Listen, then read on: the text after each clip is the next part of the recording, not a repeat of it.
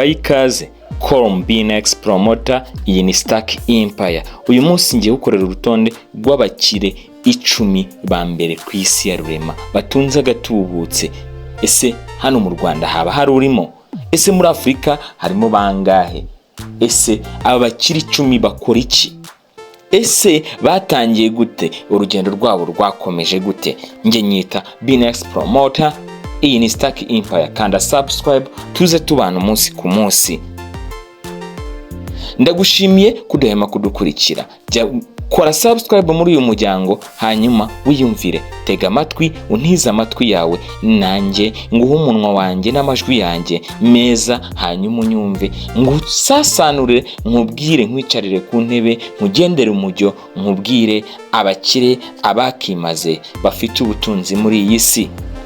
Ese uribaza ninde uri ku mwanya wa mbere? Uribaza ninde ufite agatubutse muri iyi si? Ninde uri ku mwanya wa mbere uyoboye abandi? Ese akora iki? Afite amafaranga angahe? Ese n'ubutunzi bungana ute? Tudatinze ntagutindiye, reka twanzike duhere ku mwanya wa 10. Ku mwanya wa 10 hari Steven Ballmer. Ballmer wiganye na Bill Gates muri kaminuza ya Harvard, yinjiye muri Microsoft nk'umukozi wa 30. Mu 1980 nyuma y'uko kuva muri gahunda ya MBA muri kaminuza ya Stanford, yayoboye Microsoft nk'umukozi mukuru kuva 2000 kugeza 2014. Umutungo wa Ballmer wagabanutseho miliyoni 600 z'amadolari mu kwezi kwa nyuma k'umwaka ushize wa 2023, ubwo mu gihe kigabanuka ritigeze rigera no kuri 1% ku giciro cy'imigabane ya Microsoft. Kuri ubu uyu mugabo w'imyaka 67 y'amavuko atunze miliyari 112.2 z'amadolari. Ku mwanya wa 9 turasanga Sergey Brin. Sergey Brin yabaye perezida wa Alphabet, yabyaye Google muri 2019, ari nako afite imigabane myinshi. Uyu mugabo w'imyaka 50 uri mu bantu 10 ba mbere batunze agatubutse ku isi, kuko afite miliyari 112.4 z'amadolari y'Amerika. Ku mwanya wa 8 turasanga Larry Page. Larry Page niwe watangije Google hamwe na mugenzi we biganye muri Stanford. Sergey Brin muri 1998 akora nk'umuyobozi mukuru kugeza muri 2001, ndetse kuva 2011 kugeza 2015 nyuma ayobora ibindi, ariko akomeza kuba umunyamigabane. Page kuri uyu munsi afite imyaka 50 y'amavuko, akaba atunze miliyari 117 z'amadolari y'Amerika. Ku mwanya wa 7 turahasanga Warren Buffett, uzwi nka Oracle of Omaha. Warren Buffett ni umwe mu bashoramari bahariwe by'iteka byose, cyangwa se bihariwe by'iteka byose. Buffett yashizeho icyitwa Giving Pledge hamwe na Bill Gates na Melinda French Gates mu mwaka wa 2010. Asaba abaherwe kwiyemeza gutanga byibuze 1/2 cy'umutungo wabo mu matsinda y'abagira neza. Buffett yavuze ko azatanga 99% by'umutungo we. Ibyo bimugira umuherwe wa mbere utanga cyane ku isi. Hagati muri Kamena, Buffett yatanze miliyari 4.6 z'amadolari y'imigabane ye ya Berkshire Hathaway. Mu kuboza 2023 umutungo we wagabanutseho miliyoni 700 z'amadolari mu gihe kigabanuka rito y'igiciro cy'imigabane ya Berkshire Hathaway. Muri 2024 uyu mugabo w'imyaka 93 utunze asaga miliyari 118 z'amadolari. Ku mwanya wa 6 Turasanga umuherwe uzwi cyane kurenza abangaba bamwita Bill Gates. Igihe yari ingimbi, Gates yakundaga porogaramu za mudasobwa, nyuma aza gukomeza gukora ibijyanye nabyo.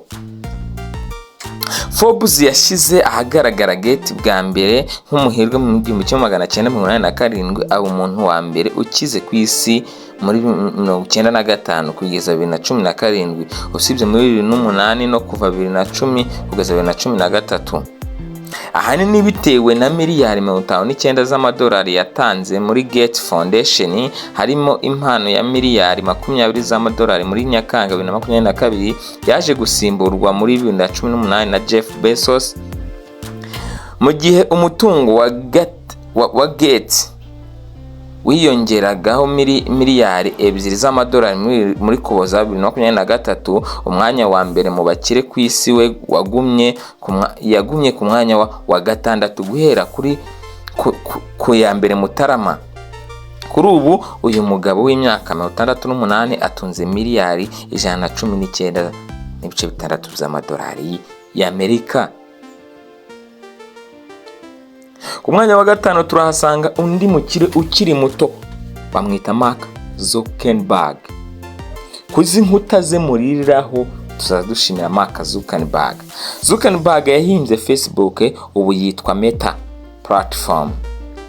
Igihe yari umunyeshuri muri kaminuza ya Harvard 2004, yaje kwaguka ahindura imbuga nkoranyambaga nini ku isi, aho ikoreshwa n'abantu miliyari 3.88 buri kwezi.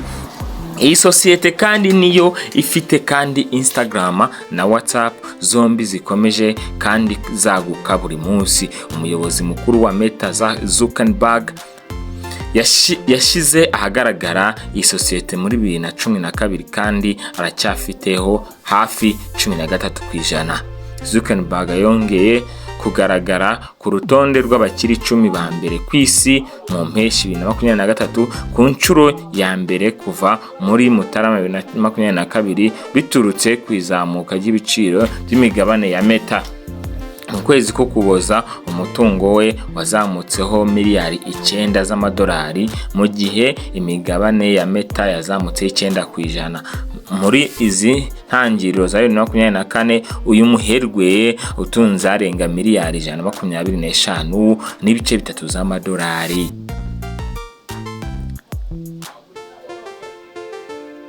Ku mwanya wa kane turasanga Larry Ellison. Larry Ellison yashinze sosiyete ikora software ya Oracle muri 1977, ayiyobora nk'umuyobozi mukuru kugeza 2014. None ubu akora nk'umuyobozi ushinzwe ikoranabuhanga muri iyi sosiyete. Mu myaka yashize Oracle yakoze urukurikirane rw'ibintu byinshi, harimo kugura Sun Microsystem muri 2010 kuri miliyari 7.4 n'ibindi. Mu mwaka wa 2012 Ellison yaguze ikirwa cya Lania cyo muri Hawaii kuri miliyoni 300 z'amadolari. Yimukiye muri California yerekeza Lania muri 2020, ariko agumana amazu ye yari aherereye muri California na Nevada. Ellison yashoye imari muri Tesla kandi akora mu buyobozi bw'iyi sosiyete y'imodoka kuva 2018 kugeza Kanama 2022. Mu minsi 8 muri Kamena 2023 Ellison yareze Jeff Bezos aza ku mwanya wa gatatu nyuma yo kuzamuka kw'igiciro cy'imigabane ya Oracle. Umugabane waje kugabanuka, hanyuma Ellison agaruka ku mwanya wa kane. Umutungo we wagabanutseho miliyari 11 z'amadolari mu Kuboza 2023 kuko imigabane ya Oracle yagabanutse 10%.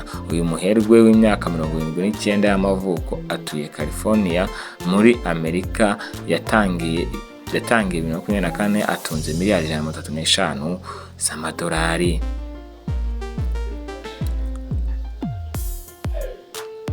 Ku mwanya wa gatatu turahasanga Jeff Bezos.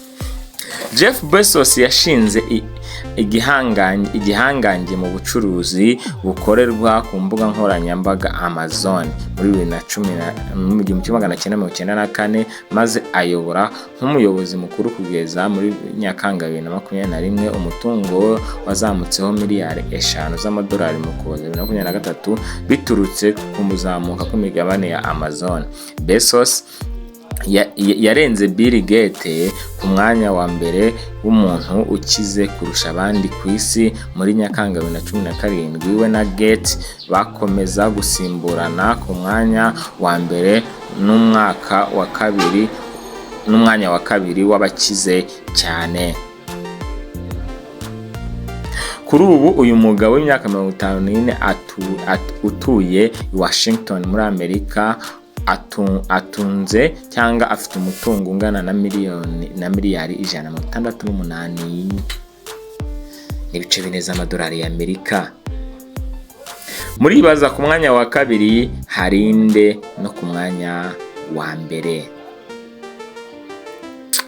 Ku mwanya wa kabiri hari uwo bita Bernard Arnault, umuyobozi mukuru wa LVMH, yubatse sosiyete nini y'ubucuruzi bihenze cyane ku isi birimo ibirango by'imideri n'ibirungo z'ubwiza bigera kuri 70 mu bikunze kugaragara cyane harimo Louis Vuitton, Christian Dior, Moet Chandon na Ferrari.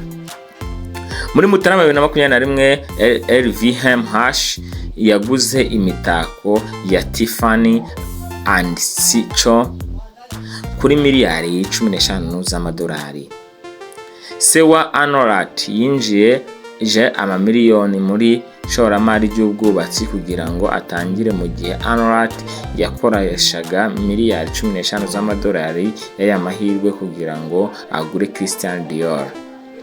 Abana bose ba Arnault uko ari batatu bakora muri LVMH. Muri Mutarama 2023 Arnault yashizeho umukobwa we Delphine kuyobora Dior, ikirango cya kabiri kinini muri icyo kigo. Arnault niwe muntu wari ukize cyane ku isi mu ntangiriro za 2023, aza kumanuka ajya ku mwanya wa kabiri ku ya 8 Kanama 2023.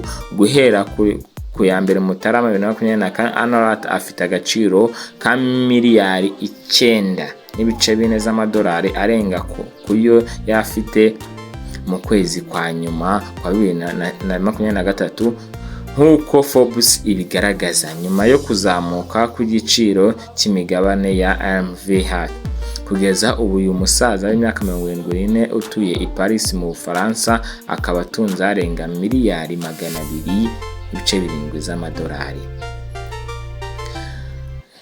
Duhaguruke kandi twishime twakire umukire mu dutunze twe, nubwo rimwe na rimwe twavuga ati ariko twirirwa turirira ku mbuga ze, niho dukorera bamwe na bamwe tubasarura amafaranga.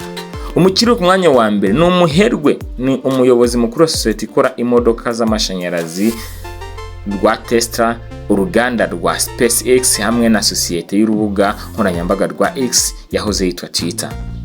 Yaguze X icyo gihe yari izwi ku izina rya Twitter kuri miliyari 44 z'amadolari mu Kwakira 2022. Ubu akaba afite hafi 74% by'iyi sosiyete. Kuri ubu afite agaciro katarenze icya kabiri cyayo yishyuye.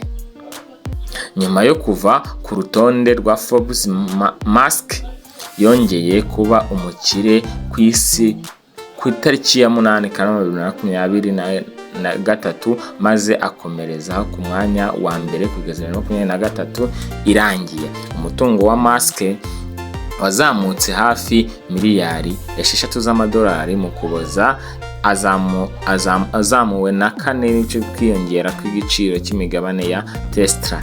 Uyu mugabo w'imyaka 52 y'amavuko afite ubwenegihugu bwa Leta Zunze Ubumwe za Amerika, atangiye umwaka atunze miliyari 251 z'amadolari y'Amerika. Bamwita Mark Zuckerberg. Ndagushimiye. Uru ni urutonde rw'abakire bakimaze bafite amafaranga atubutse mu ntangiriro y'umwaka 2024. Ndagushimiye ko udahema kudukurikira. Icyo nshima nuko wakoze subscribe ukatugira n'inama ndetse ukatubwira n'urundi rutonde tuzagukorera mu minsi iri imbere.